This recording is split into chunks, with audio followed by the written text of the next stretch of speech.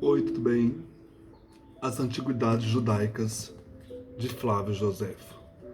Esta obra muito importante para o conhecimento da cultura judaica, das tradições, das crenças, dos costumes, está aqui no livro Obra Completa de Flávio Joséfo, de Abraão à Queda de Jerusalém. Então nós temos aqui, nesta primeira parte, este livro, As Antiguidades Judaicas.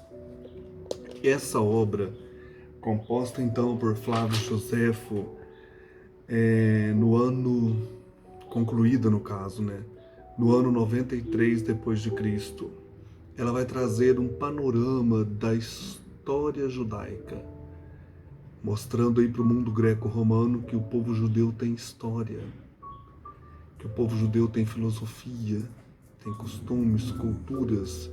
Ou melhor, ele apresenta o povo judeu para o mundo greco-romano, desde os primórdios da criação do mundo, da criação do homem, até a deflagração da guerra dos judeus contra os romanos. Então é muito importante acompanhar tudo isso, todo esse período, que é como que uma releitura da Sagrada Escritura. Então nós temos 20 livros em que Flávio Joséfo vai trazer toda essa experiência importante aí do povo judeu, ou do povo de Israel. Então, assim, é como se Flávio Joséfo reescrevesse, ou praticamente ele reescreve, as narrativas do Antigo Testamento. Por exemplo, eu estou lendo aqui a parte de Abraão. Ele narra e complementa os episódios desta história. Entretanto, esses complementos trazem acréscimos curiosos. Aparecem também aqui referências à Arca de Noé, ao episódio da Torre de Babel, à dispersão primitiva das tribos ancestrais. Tudo isso vai aparecer. E segue-se o período também do cativeiro do povo hebreu no Egito, o êxodo, a travessia do Mar Vermelho, as ocorrências na região do Sinai sob o comando de Moisés. Aí também foram recebidos os mandamentos e as determinações para a construção do tabernáculo e da arca, onde ficariam acomodadas as tábuas da lei. Tudo isso está aqui nesses livros. Joséfo detalha os episódios que se sucederam após a passagem do povo do Rio Jordão sob a liderança de Josué. O que aconteceu quando eles entraram na Terra Prometida? A história dos reis, ela também é contada com destaque para Davi e Salomão, este último que foi o construtor do Templo de Jerusalém. A guerra dos irmãos Macabeus contra a tirania de Antíoco Epifânio chama a atenção. Isso ele descreve também em detalhes e refere-se à fase que os teólogos costumam chamar de período intertestamentário, final aí dessa história que está lá no Antigo Testamento, do segundo Macabeus até o início dos Evangelhos. Nós temos um período meio nebuloso que aqui o Flávio Joséfo descreve, enriquece em detalhes, mostrando o que aconteceu nesse período, o domínio do helenismo, do mundo grego, lá na Judéia, até o domínio romano em 63 a.C. Então esse período intertestamentário, ele está aqui desmembrado, descrito em detalhes, apresentando os déspotas, apresentando os Seleucidas, também esses Antíocos, que foram muitos, a família dos Asmoneus, a época em que os irmãos Macabeus dominaram, conseguiram, por um período curto, 100 e poucos anos por aí, eles conseguiram o poder lá na Palestina. Então tudo isso está descrito aqui. Esse período então intertestamentário, ele pode ser considerado relevante, pois marca o surgimento da Septuaginta, a sistematização dos textos sagrados produzidos até então, e que continua a ser utilizada e consultada no presente. A ascensão de Herodes o Grande, o déspota, e o seu governo injusto são destaque da obra de Joséfo, que costuma também chamar muita atenção. A crueldade e o cinismo de Herodes são narrados em detalhes. Para se manter no poder, não hesitou em mandar matar sua esposa e 2 de seus filhos.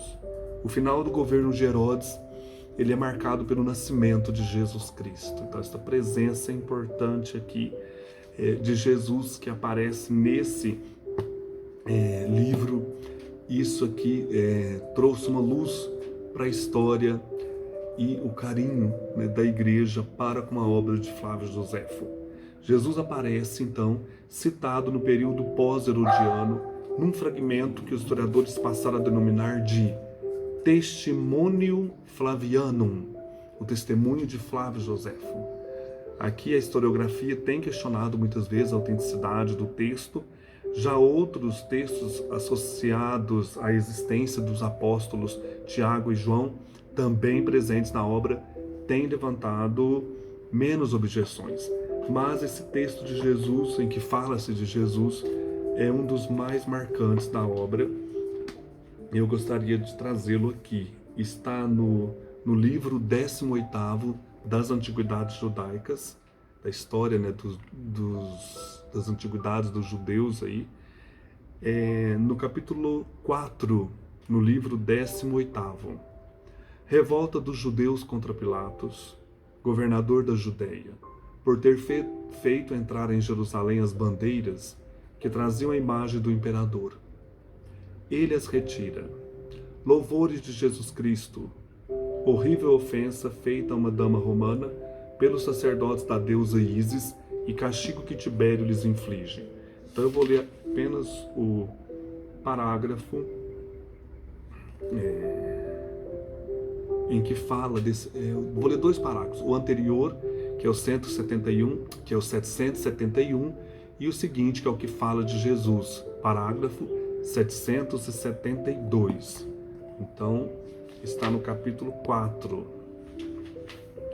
Em seguida, Pilatos tentou retirar dinheiro do tesouro sagrado para fazer vir a Jerusalém, pelos aquedutos, a água, cujas nascentes distavam os 200 estádios. O povo ficou de tal modo revoltado que veio em grupos numerosos queixar-se e rogar-lhe que não continuasse aquele projeto. E como acontece ordinariamente no meio de uma população exaltada, alguns chegaram de dizer-lhe palavras injuriosas. Ele ordenou então aos soldados que escondessem cacetes debaixo da túnica e rodeassem a multidão. Quando recomeçaram as injúrias, sinalizou aos soldados para que executassem o que havia determinado. Eles não somente obedeceram, como fizeram mais do que ele desejava, pois espancaram tanto os sediosos quanto os indiferentes. Os judeus não estavam armados e por isso muitos morreram e vários foram feridos e a sedição terminou. Então quis ler esse parágrafo anterior só para mostrar o clima entre Herodes e os judeus na época em que Jesus nasce. E de repente, no parágrafo 772, ele fala de Jesus. Esse texto então que é o chamado Testimônio Flavianum, que aqui então é um texto fora da Bíblia, vai fazer referência à existência de Jesus histórico. Nesse mesmo tempo apareceu Jesus, que era um homem sábio, se é que podemos considerá-lo simplesmente um homem. Tão admiráveis eram as suas obras. Ele ensinava os que tinham prazer em ser instruídos na verdade e foi seguido não somente por muitos judeus, mas também por muitos gentios. Ele era o Cristo. Os mais ilustres dentre os de nossa nação acusaram-no perante Pilatos, e este ordenou que o crucificassem. Os que o haviam amado durante a sua vida não o abandonaram depois da morte.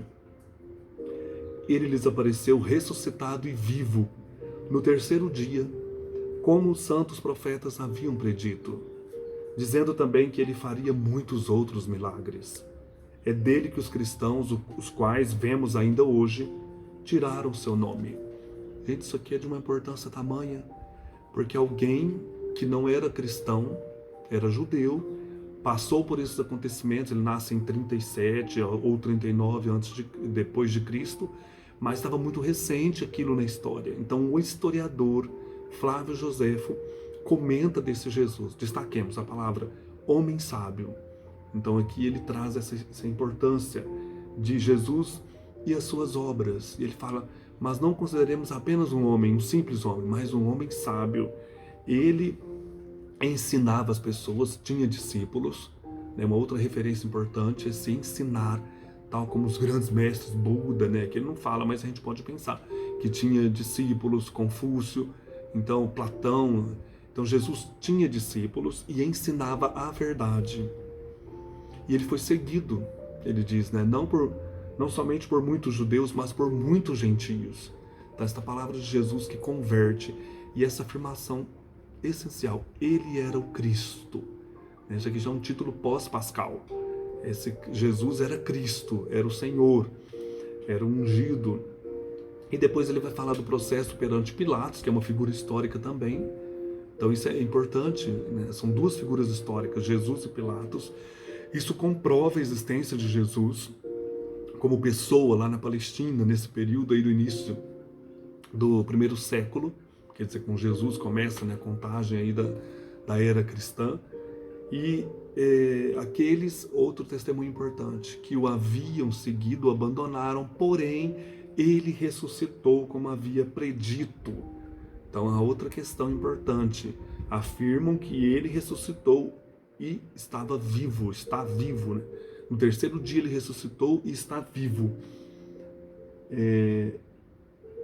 Como ele havia predito e como os profetas também haviam predito, e é dele que os cristãos tiraram o seu nome. Então isso aqui é uma riqueza tamanha. Esse pequeno parágrafo tem aquilo que a gente pode dizer, né? O testemunho de que Jesus veio ao mundo. É uma pessoa que fala desta presença de Cristo como homem, né? E ao mesmo tempo já trazendo as características de profeta, Cristo, Deus, né? Ressuscitado, vencedor da morte.